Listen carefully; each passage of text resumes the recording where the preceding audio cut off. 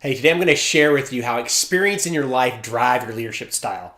I can tell you flying that airplane right there was probably the coolest thing I've ever done in my life. And today we're going to talk about how to steer your organization to success. So I'm going to jump behind the computer, pick up some slides, and show you some great information on how to lead your team. There's nothing more fun in the world than strapping into the T-38, lighting the burners, and hurtling down the runway.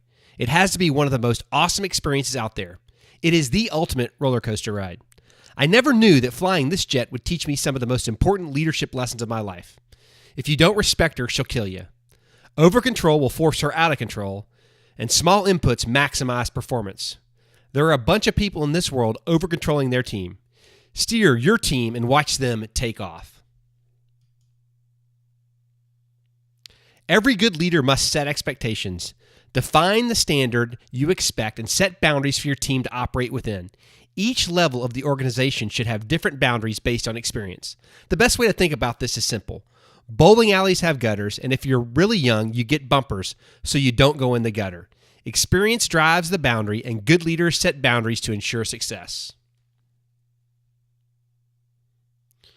You must build a culture of trust. Without it, your team is lost. They are on a collision course for disaster.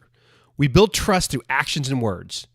Do what you say you're going to do when you say you're going to do it. Teams take notice when their leaders tell them to do one thing and they do another. Organizations without trust are divided, dysfunctional, and debilitated. Are you creating an environment of trust? Develop a culture of empowerment. You have set expectations so your team knows the boundaries and built a culture of trust. Now it's time to empower them.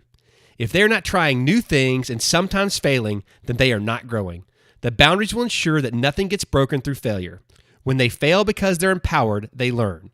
When they succeed because they're empowered, the company grows and the team gets excited. Celebrate both the failures and victories.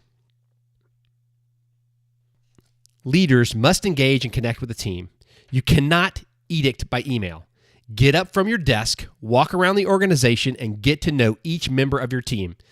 Heck, walk around the entire organization and start developing relationships with other divisions in your organization. One of the most valuable things you can do is privately schedule walkabout time. Don't let your team know when it is. Just get up from your desk, engage the team. You will be surprised what you learn and how much your team appreciates it. Finally, you must always take time and review. It will help you better understand the challenges your team is facing and what you need to do to keep the team moving in the right direction. It also provides you with valuable insight to your team, allows you to ask good, relevant questions. Most importantly, it keeps your team focused. That which is not tracked and reviewed is not important to the team. I challenge you to look at your leadership style and make minor adjustments to steer your team to success.